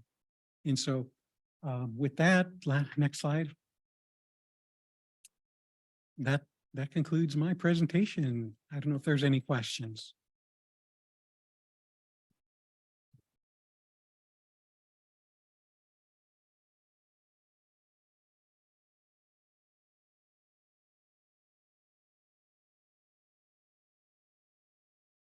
Thank you, Daniel. If any of you have questions of any of the speakers, please feel free to approach them, and I'm sure they'll be happy to spend as much time as needed giving you more information. The next subject that we're going to look at is housing, and our speaker on housing is Nico Howard. Nico is co-owner of Nidax Limited Partnership, a boutique investment firm specializing in real estate investment and development. He focuses much of his time on the acquisition and entitlement of raw land. He is particularly interested in residential land development and the need for additional housing supply throughout the Phoenix metropolitan statistical area. Nico is the chairman of the Planning and Zoning Commission for the city of Phoenix, vice chairman of Central Arizona Shelter Services, and a co-host of the Breakfast Club and co-founder of the Young Developers Council. Recently, he co-founded Home Arizona, a nonprofit dedicated to educating elected officials about the relationship among housing prices, labor availability, and economic development. Nico.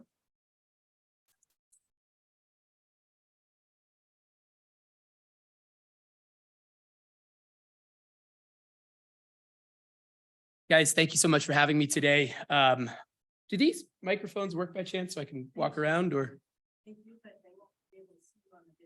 Okay. All right. I will endeavor to sit still. It's not my strong suit, but I'll do my best. Guys, good afternoon. Thank you very much for having me. My name is Nico Howard. I'm one of the co-founders of a group called Home Arizona, where our mission is to educate policymakers and elected officials about the relationship among housing prices, labor availability, and economic development. My argument to you today is a very simple one. Across the Phoenix MSA, our housing market is undersupplied, and as a result of that undersupply, we have seen an incredible increase in the cost of housing, and with that, we have seen a corresponding reduction in our affordability. As we lose that affordability as a state, we become less competitive, and there are significant economic development consequences that result. Specifically, it becomes harder and harder to attract and retain key parts of our labor force. And as we lose that labor force, we will eventually begin to lose major employers and the jobs that they bring. Now, there's a number of causes for this housing shortage or this housing crisis. Candidly, some of them are within our control, some of them are outside of our control. From my perspective, I would suggest to you, those that are within our control, there exist material deficiencies in our planning, zoning, permitting, and inspection processes. And we need leadership at the municipal level to re-examine some of these issues if we ever stand a chance of getting our housing markets back into balance. In a nutshell, this is my argument. Here is my evidence. Next slide, please. And you're going to see there's a lot of overlap between my presentation and the last presentation. I'll kind of circle back to this at the end. I don't really believe that they are separate issues. I don't think that you can talk about one without the other, but forgive me if this is a little bit redundant. We'll start with the demand side of the equation. Over the last several decades, as the graph shows, we have seen robust and continuous population growth across the Phoenix MSA. In 1990, we saw the 1990s, we saw over 1 million, early 2000s, just under 1 million. We did see a little bit of moderation from 2010 to 2020. That was largely a result of the great financial crisis.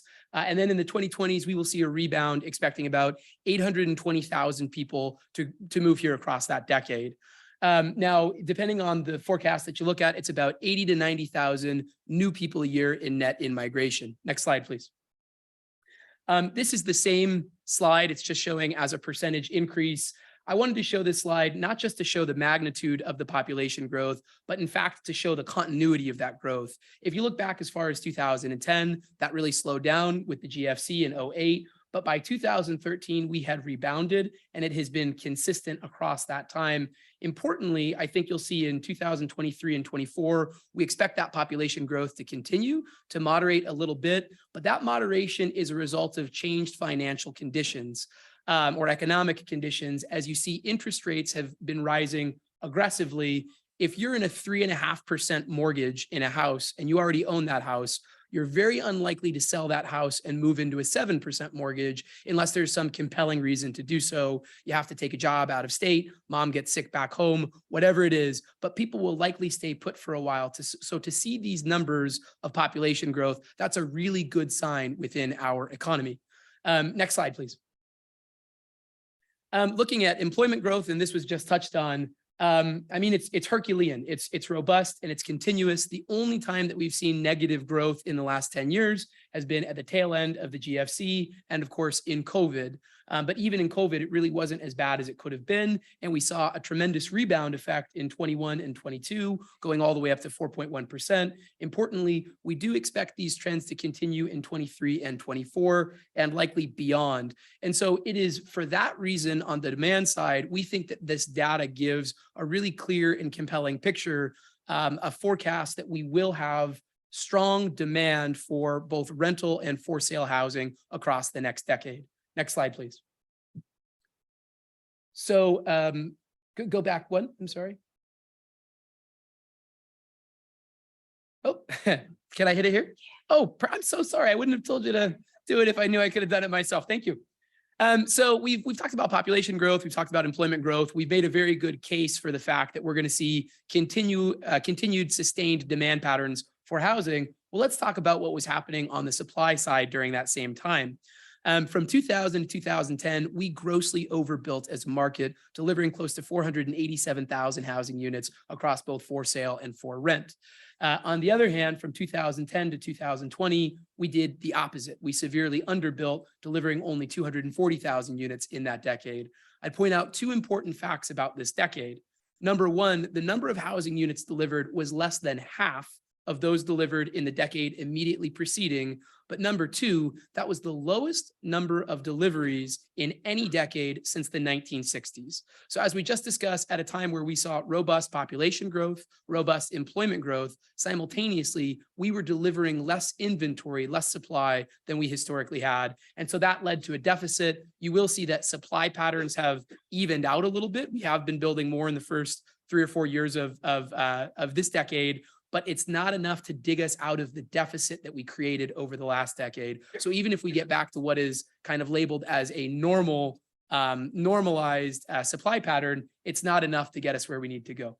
And so what are the consequences of that? And I would tell you in a nutshell, it's a housing shortage. When you don't build enough housing and demand is constant or growing, you end up in a shortage, you end up in a deficit. And the consequence of that is you're going to see a significant upward pressure on pricing, which is exactly what we have seen in the data. So if you look at this graph, there's a couple of things that I've called out here. I would show you at the bottom of the housing bubble in 2009, the median home price in the Phoenix MSA was about $120,000. In 13 years, from 2009 to 2022, that's gone up to $487,000. So roughly a 400% increase in that time. But even if you take the top of the housing bubble, which by the way, was the greatest housing bubble in the history of our economy, you're still about double that.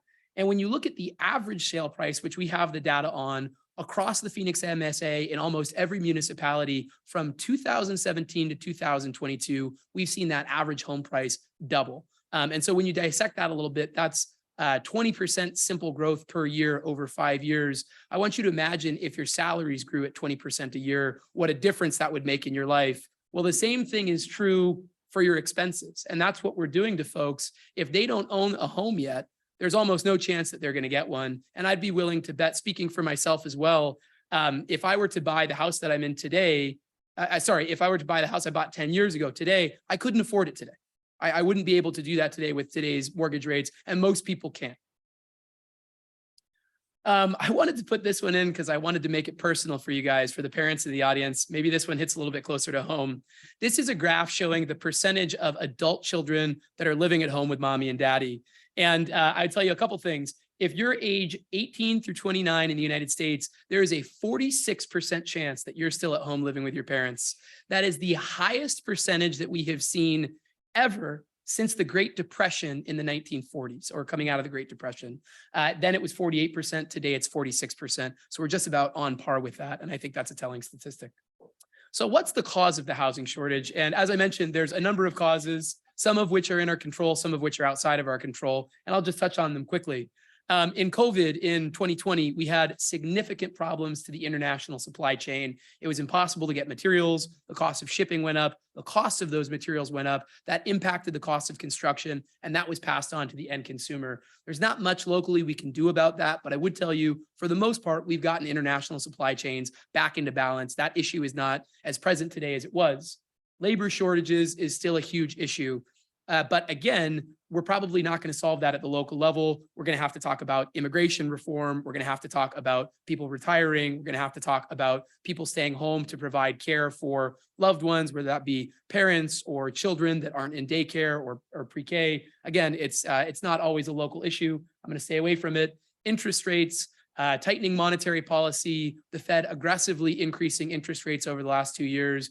That drastically changes the economics of housing and therefore changes how much we build. If builders can't make money on these projects, I hate to tell you this, but they're not going to build them. A lot of folks don't do this for philanthropic causes. And so as those interest rates go up, it changes the terminal value of these assets. People don't build them, so we don't get new supply. Now you'll notice I put housing policy in all bold, all caps. And that's because this is one of the biggest drivers of cost in our current process. And it is 100% entirely in our control. Now, it's a difficult problem, but it is not a complex problem. If you add more supply, you will reduce the cost of housing. Please don't take my word for it. Pick up any economic textbook, any modern economic theory over the last 500 years. That's just the way that it works.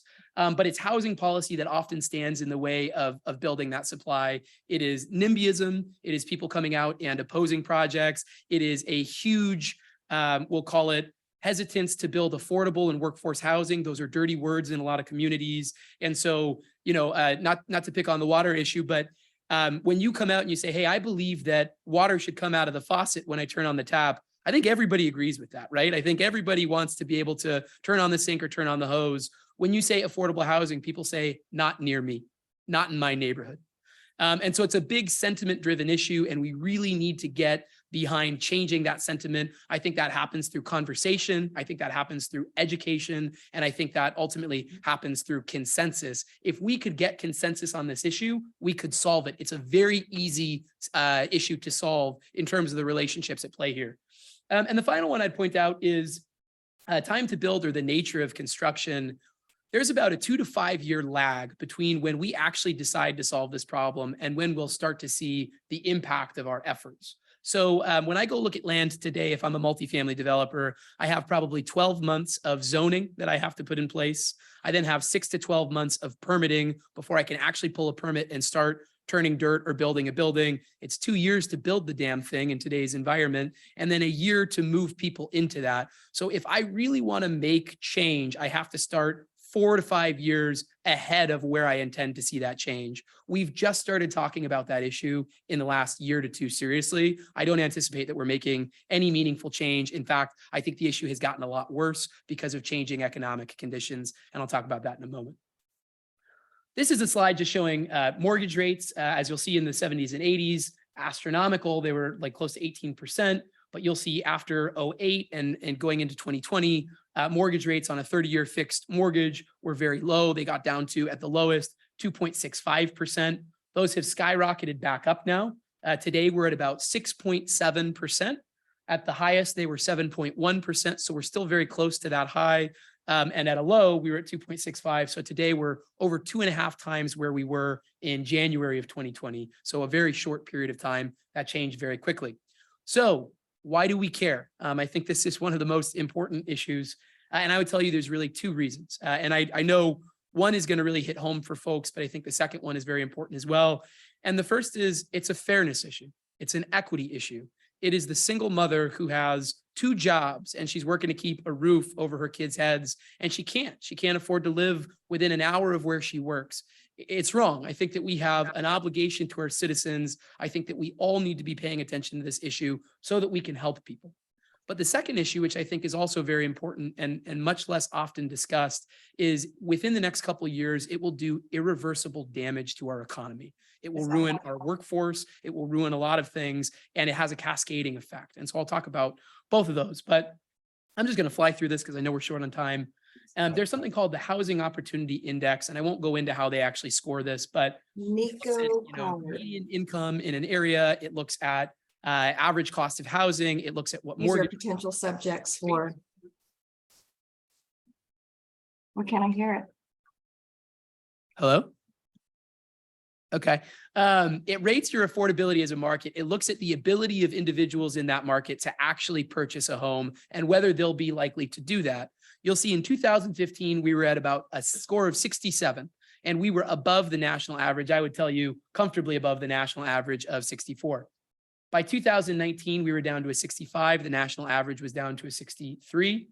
By 2022, we were at 18.3. So I'm going to tell you again, our affordability rating went from 65 to 18.3 in 3 years. That is a 72% decrease in 3 years. And stated another way, in 2019, we were 3.5% higher. Sorry, in 2022, we were 3.5 times higher than we were in 2019. So not only does this show the magnitude of the issue, but this shows the speed with which this occurred. But there's a silver lining in there, which I'll get back to, which is we are still in the infancy of this issue. This hasn't been going on for very long. We can still intervene. We can still stop this before it's too late. We're not Los Angeles. We're not San Francisco. This hasn't been going on for 40 years. We can fix this problem. This is a slide that just shows affordability by occupation. You'll see across the top, you have nurses, police officers, firefighters, all the way down to waiters and retail workers. And you'll see their average income is also printed across the top from $26,000 to $80,000 a year. The green will show you when folks can afford to buy a house in that area, looking at median home prices. The yellow will show you that they can afford to rent a 2-bedroom. The orange, afford to rent a 1-bedroom, and the red, they can't afford to do either. Now, I do want to define terms quickly. When we say afford to, we're talking about spending less than 33%, 1/3 of your monthly income, disposable income, on housing. And the literature states that if you're spending more than 33% of your disposable monthly income on housing, you are what's called rent burdened or rent constrained. And so that threatens, particularly at the low income levels, that threatens your ability to get other necessities in life like healthcare and groceries and all of that good stuff. So you'll see in 2020, nurses, police officers, firefighters to a certain extent could still afford to buy houses in a number of these municipalities. And this spans from Avondale to Tempe and Surprise all across the Phoenix MSA. By 2021, I want you to look at the yellow and the orange that has turned red. I want you to look at the orange and the green that has turned yellow. We look at this again in 2022. By December of 2022, no one in these categories, no single individual, even making $82,000 a year, can afford to buy the median priced home in any of their communities. Now, I'm not saying that those people don't still get a home. I'm not saying that they don't get married and join income. I'm just saying if that person is single, there is no way for them to spend less than 33% of their monthly disposable income on a mortgage or a rent payment, even for a lot of these, without becoming rent burdened. And I think that that's a really sobering statistic. And I hate to put it in these terms, but we're failing our citizens. So again, I already talked about obligation to the citizens. There's a single mom to tug at the heartstrings, but if that doesn't work, that's kind of the carrot and here's the stick. Here's 12th Avenue in Madison. This is what's known as the zone. As this problem persists, as it gets worse, we will see a direct correlation with increases in homelessness. It's only getting worse, folks. And I would tell you, we are on the path to LA. The bad news is we don't have an ocean and we don't have the entertainment industry. So we're all of the downsides, none of the upsides. And I'm almost done, so forgive me if I'm running over time. This slide is the relationship of housing prices to labor availability and economic development. And I stole this image, by the way, please don't tell on me. This is an engineer at TSMC giving you a very confused look when you tell him that this dilapidated, broken down structure is going to cost $600,000 if he wants to live in the Deer Valley area within an hour of where he works. And I say that kind of tongue in cheek, but that is the reality, is that our employers, the major employers, the TSMCs, the Intels, the Core Power, they can't find housing for their employees close to where their corporate campuses are, or close to where their place of employment is. And if we can't house our employees, the fact of the matter is those employees stop relocating to this market. And if you lose enough employees, eventually you lose major employers, because one of two things happens. If the employers can't get the workforce that they need in Arizona, either one, they go out of business, or two, they don't expand here, they don't relocate here, they move to other states. And so I think that is the 5-year, the 10-year issue that people aren't talking about as much, which is really going to be devastating to our economy and our state. There's really 7 things that you can do to solve a housing shortage, and this is them. Build more housing units. And I say that kind of tongue in cheek, but I bring that up because there's a lot of people that don't actually acknowledge or aren't willing to admit this is a supply-driven issue. There's nothing we can do to hurt the demand, unless maybe if we do run out of water, that might actually bring things back into equilibrium. But as long as people are coming here, and from what we can see for the next decade, they will continue to relocate here. We just don't have the housing units sufficient to meet the demand. And that's the only thing we can do to actually fight this problem. This is just a slide showing that we need housing units. It's not just workforce. It's not just affordable. It's not just luxury. It's everything across all housing types at all price levels, at all incomes. Now, I do believe that we need more workforce and affordable more than anything else. But I say that because at the end of the day, supply is supply is supply. Even if you only added Class A apartments, but you added a bunch of them, eventually Class A landlords will have to discount that pricing in order to get full occupancy. And so a lot of people will come out and they'll fight Class A projects because they'll say this isn't the housing that we need. And the answer is we need all housing. Something is better than nothing. Let's not be perfectionists here. There are people that are going homeless. In the event that we are not selected as the 2025 issue, I just couldn't miss this opportunity to tell everyone in this room and on Zoom what the economists all agree on. There is broad consensus within the academic community. Rent control has never worked in any place at any time in the medium to long term. It does have a positive impact in the very, very short term, but over the medium to long term, this is a supply-driven issue. And what rent control does is it constrains the economics of projects, which disincentivizes construction, thereby diminishing the supply of the new supply that comes online. So you say we have a housing shortage. the solution to that is to put rent control, people build less. It actually exacerbates the problem that it is intended to solve. Please, please, please, please, please, if you take one thing from this presentation today, rent control is not the answer. It is preempted at the state level. There are people that are trying to change that. Don't let them do it. So why this issue? Why should you choose this issue for 2025? And I might surprise you in my recommendation because I don't actually recommend this issue in its current form for 2025. But I'd tell you there's really a couple of reasons. We're at a critical juncture. This isn't an issue that's been going on for 40 years. This is a new issue. It's in its infancy. If we act now, we can actually avoid this issue, but we need consensus. We need conversation. We need education. The other part that I'd say is, unlike, supply chains and labor markets, the policy side of this issue is easily addressable. It's not rocket science. What we need is political will. We need political fortitude. It'd be great to have some buy-in from the citizens, but at the end of the day, policy will solve a big part of this problem. Housing has not really received the attention that I think it deserves. Certainly it's had some headlines, but people don't really understand this issue. A lot of the folks that are talking about it don't understand the nuances or the relationships. And so I think a town hall like this could be really beneficial just in educating folks to some of those well-established economic relationships. And then the last thing I think is that we have a public sentiment and perception issue, and we need to be working on that. We need to think about the way we talk about development, the way that we think about growth, and we need to change the culture surrounding that, because if we don't do that, we're never going to solve the issue. And I just compared it to the water issue. I talked about this earlier. I think everyone agrees that water is something we need to address. Not everybody is really in agreement on housing right now. I think housing needs the help. And so when you talk about a group like this, I think you have a meaningful opportunity to take an issue that people aren't talking about and to make a really material impact in that space. Why now? I talked about the lagging deliveries of 2 to 5 years. I think the reason why 2025 is the perfect year for housing, or I'll tell you my hybrid recommendation at the end. We saw interest rates change in 2022 and 2023. We have not felt the impact of that change in economic conditions yet, because those housing units that will be delivered 2 to 5 years from now, we won't feel that damage until 24 to 27. And so if somebody was going to start a multifamily project in 2022, but interest rates changed and they didn't build that project, if you look at the public home builders, they dropped everything. People stopped finishing lots. People stopped building. It'll take 2 years to 4 years for that to work through the system. And what's going to happen is a lot of people are going to come back into the home buyer market, and there won't be homes for them to buy. It's going to cause what we saw in 2020 and 21 all over again. It is the rat in the python, so to speak, the bubble working its way through the garden hose. We haven't even begun to see the damage that this issue will do, and we'll really start to see that upward pricing on pressure again, probably starting 24, 25, 26. So what's my recommendation? It might surprise you to know I am not actually recommending housing by itself. I don't believe that housing can really be discussed without talking about labor availability and workforce development.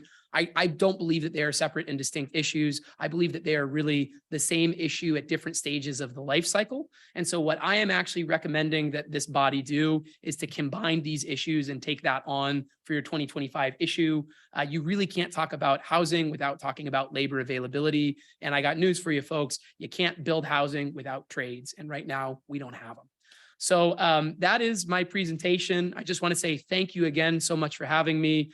My name is Nico Howard. Our group is Home Arizona. It has been an honor to be here with you today. Thank you.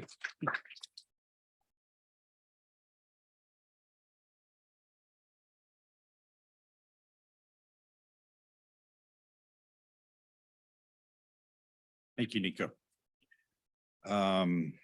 Wow, 3 great speakers. Did I tell you you wanted to hear from them? Again, thanks to Sarah Porter. Thanks Daniel Barajas, and thanks Nico Howard. Very good stuff. I don't know about you all. I feel like overwhelmed with things to think about. And now the pressure is on for you to go into your breakout rooms and decide what will be our topic for 2025. Remember, this is for 2025, which means we will have community town halls throughout that year, followed by a capstone in roughly mid-November of that year, statewide town hall. Those of you online, stay where you are. You will have a chair and recorder. Victor Boleg's the chair, Linda Elliott Nelson is the recorder. You will just continue to meet online. For those of you in the room here, there's a sheet, lavender, I think is the color. And that tells you where to go. Joyce Grossman, where are you? She's already in the room. Patrick McWhorter, are you here? He's probably already in the room too.